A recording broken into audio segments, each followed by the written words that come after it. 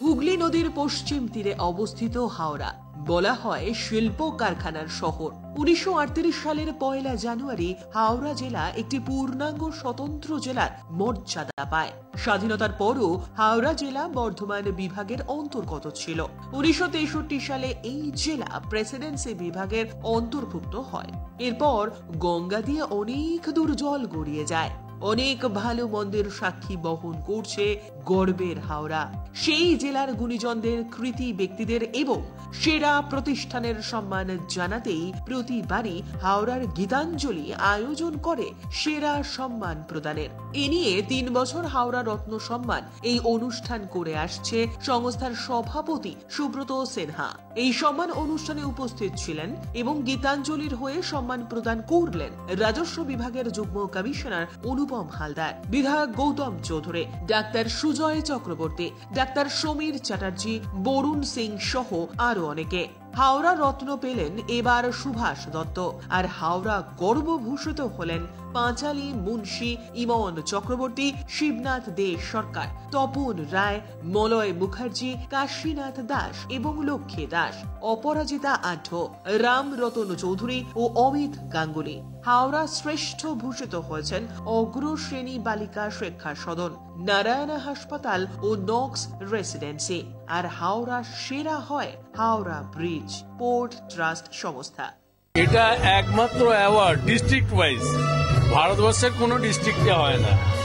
এটা আমাদের মাথায় এসেছিল এবং এসেছিল যে একটা জেলাকে নিয়ে অ্যাওয়ার্ড করলে কেমন হয়। ভারতরত্ন আছে, বঙ্গভূষণ আছে, বঙ্গবিভূষণ আছে, কিন্তু জেলা ভিত্তিক কোনো অ্যাওয়ার্ড কোনোদিন হয় না। তো সেই হিসাবেই এটা মাথা থেকে সেই থেকে আসা যে রত্ন পুরস্কার, যেমন ভারতরত্নের সঙ্গে ভারতরত্ন, পদ্মভূষণ, পদ্মবিভূষণ, তেমনি আমাদের হাওড়া রত্নের সঙ্গে হাওড়া গর্ব, হাওড়া শ্রেষ্ঠ, হাওড়া সেরা, এরকম বিভিন্ন ক্যাটাগরিতে আমরা ফেলি লোকজনকে এবং সেই অনুযায়ী তাদেরকে অ্যাওয়ার্ডেড করা হয়। এই আজকে যে আয়োজনটা হচ্ছে, ইট ইজ ভেরি ইউনিক। এইরকম আমি আজ পর্যন্ত কবেও শুনিনি কি একটা ডিস্ট্রিক্ট লেভেলে going to the grass roots and honouring people যারা এই এরিয়াতে they have brought pride and honor to this place, taken Howrah, born in Howrah but taken it to the world. এটা অনেক ইউনিক একটা ইভেন্ট হচ্ছে and we are very proud to be part of this event. আর একটা সবথেকে বড় কথা যে এই যে একটা পার্টিকুলার জেলাকে একটা হাইলাইট করা, একটা সারা মিডিয়া এবং সারা ওয়ার্ল্ডের কাছে যে একটা জেলার থেকে কারা সেই জেলাকে রিপ্রেজেন্ট করছে, এটা সেই জেলার একটা সোশিও ইকোনমিক জায়গা থেকেও এটা একটা বড় পাওয়া সেই জেলার পক্ষে। আর যারা পেলেন তারা তো অত্যন্তভাবে আনন্দ পেয়েছেন এবং তাদেরকে স্বীকৃতি দিয়ে আমার মনে হয় গীতাঞ্জলি ফাউন্ডেশন এবং সুব্রতবাবু বা এরা তো খুবই একটা খুব বড় কাজ করেছেন। পুরস্কার তো সবসময় একটা মস্ত বড় ইন্সপিরেশন।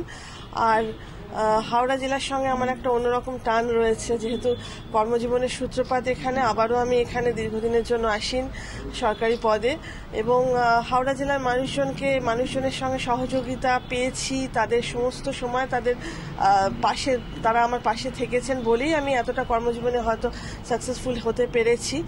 ভীষণ ভালো লাগছে। আজকে এই অ্যাওয়ার্ডটা আমার কাছে একটু স্পেশালি, ডেফিনেটলি ভীষণ স্পেশাল। আর অবশ্যই দায়িত্ব এবং দায়বদ্ধতা তো আরো বেড়ে গেল। Bureau report, channel 10।